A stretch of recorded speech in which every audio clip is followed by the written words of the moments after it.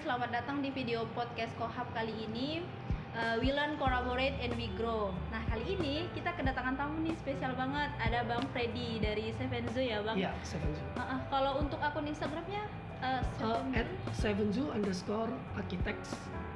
@sevenzu_architect ya. Nanti ada di description box. Oke. Nah, baru kali ini ya Bang ke Kohab. Baru pertama kali. Oke, selamat datang di Kohab. Terima kasih. Bagus tempatnya ya. Aduh. Tadi udah keliling-keliling, bagus. Tinggal nunggu kritik dan saran aja berarti. Nggak ada kritik. Nggak ada kritik. Kalau kita kan berbincang-bincang tentang arsitektur, arsitek sendiri. Kalau misalkan dari perspektif Abang sendiri, kita umpamakan sebagai sebuah benda, Abang sendiri lebih cocok ke apa seumpamanya gitu? Si arsiteknya? Iya, arsitektur. Oke. Kita punya satu prinsip bahwa arsitek itu problem solver ya, Mbak Yeni ya. Jadi sebenarnya klien kita datang ke kita itu sebenarnya mereka membawa masalah. Mereka sendiri minta kita untuk memecahkan masalah tersebut gitu loh, dengan pengetahuan dan kemampuan kita sebagai seorang arsitek gitu. Jadi kalau dianalogikan sebagai satu benda, mungkin saya boleh katakan seperti arsitek itu seperti satu buku ensiklopedia gitu. Jadi dia seorang arsitek itu diharapkan mengetahui sedikit tentang banyak hal. Jadi sedikit-sedikit tapi banyak hal gitu, karena arsitektur itu kan sangat multidisiplin. Jadi selain kita harus mengerti ilmu kita sendiri arsitektur, kita juga harus mengerti sedikit tentang struktur. Memulai sebuah desain gitu Bang. Iya. Starting point-nya dari mana biasanya? Abang survei, research? Oke.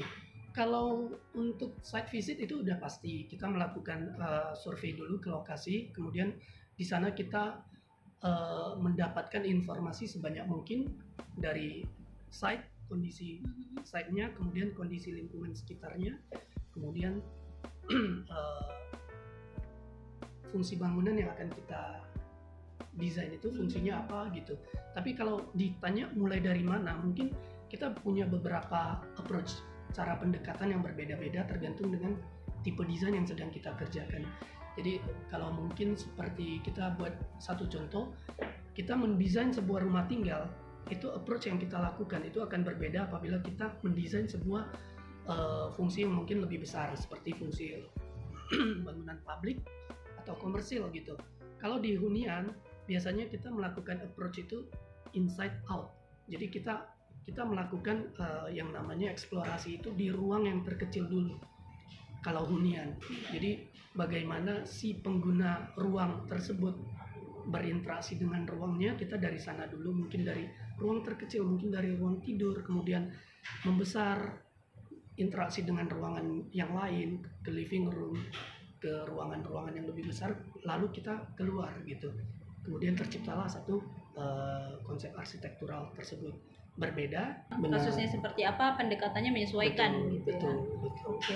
Kalau untuk pendekatan arsitek itu sendiri, apa perbedaan untuk hunian? Misalkan kita ambil hunian aja yang mikro aja gitu kan Bang. Untuk hunian lebih apa keunggulannya kalau misalkan pakai arsitek atau tidak memakai arsitek gitu? Oke.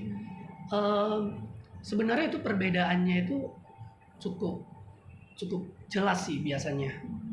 Begini. Sebuah hunian yang didesain oleh seorang arsitek itu kalau tidak semuanya, pada umumnya itu lebih terencana. Lebih terencana, artinya lebih difikirkan, lebih terfikirkan gitu. Satu hunian yang didesain oleh arsitek itu biasanya sebelum dibangun itu sudah direncanakan. Jadi sudah dilakukan analisa bagaimana habit dari pengguna hunian tersebut, kemudian hobinya mereka apa, kemudian preferensi mereka seperti apa. Itu biasanya arsitek mempelajari dulu. Sudah dipelajari, dituangkan dalam bentuk satu konsep arsitektur, kemudian dituangkan dalam satu bentuk gambar, dalam satu dokumentasi gambar. Nah, dokumentasi gambar ini yang kemudian dibangun, dan apabila satu hunian itu didesain oleh arsitek, biasanya itu di proses konstruksinya itu sudah jauh lebih cepat dan gampang karena dari awal memang sudah terencana dengan baik.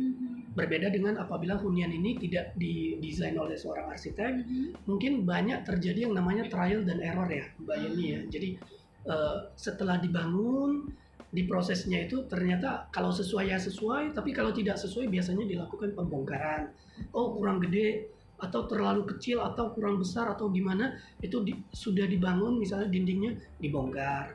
Nah hal-hal seperti itu mungkin bisa diminimalisir apabila hunian itu didesain dulu oleh seorang arsitek.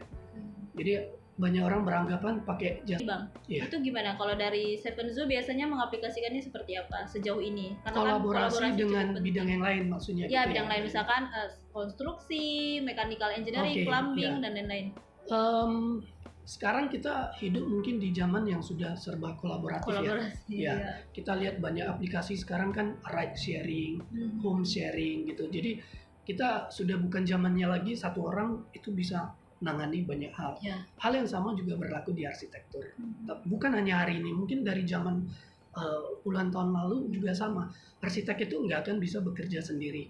Dia pasti harus berpartner dengan orang-orang atau ahli-ahli di bidang yang lain.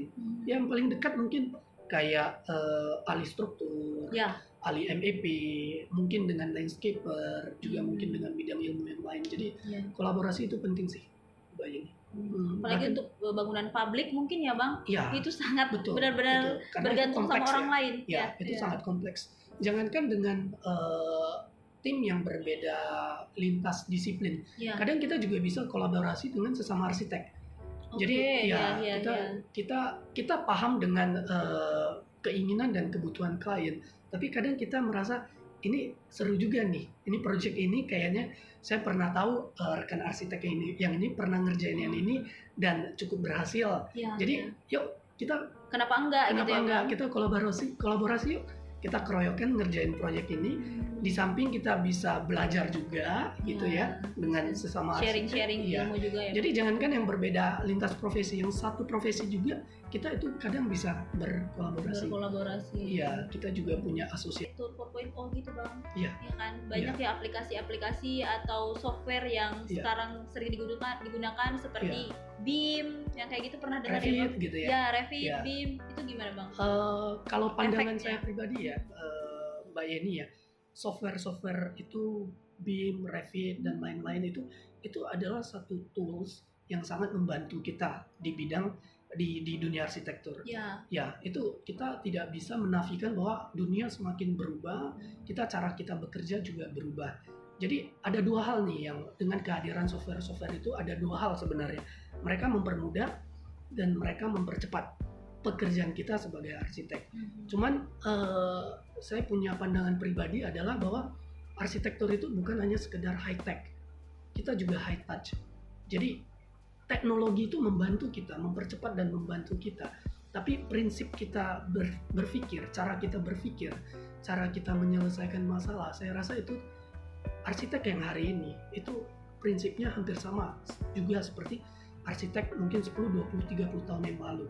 Walaupun cara kita bekerja sudah sangat berbeda. Kalau dulu kan masih pakai beja gambar, masih manual, pakai tangan, pakai penggaris, pakai rapido. Kita kan sekarang serba digital. Kita sudah pakai komputer, kemudian kita juga beberapa rekan juga sudah pakai yang namanya animasi, kemudian bahkan sudah pakai VR, virtual reality, pakai AR, augmented reality.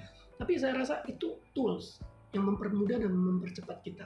Tapi high touch-nya itu jangan dilupakan bahwa kita itu berhubungan dengan manusia, tidak hanya dengan teknologi. Jadi ada banyak hal yang bisa diselesaikan dengan teknologi, tapi masih ada hal-hal itu yang tidak bisa dengan teknologi. Tetap harus dengan approach manusia dengan manusia gitu. Jadi saya rasa kalau ya 4.0 itu penting dan kita menuju hal tersebut, kita boleh mempersiapkan diri untuk bukan boleh, kita wajib mempersiapkan diri menuju dunia itu, tapi ada aspek-aspek lain yang kita juga nggak boleh tinggalkan menurut saya. Dasar-dasarnya gitu ya Bang. Benar. Nah, arsitek ikut klien atau klien yang ikut arsitek biasanya? Ini agak-agak galau nih pertanyaannya. Ini pertanyaan yang ya sebenarnya jawabannya nggak ada yang benar dan nggak ada yang salah. Ini berpulang ke masing-masing arsitek gitu. Kita arsitek mengikuti klien atau klien harus mengikuti kita. Iya. Sebenarnya ini jawabannya memang galau ya tadi Mbak Iya. Yani katakan ya. Eh, Secara prinsip kita mau ikut ya teori, cuman di lapangan kita benar. Jadi kita hierarki desainnya itu kita ikuti dulu.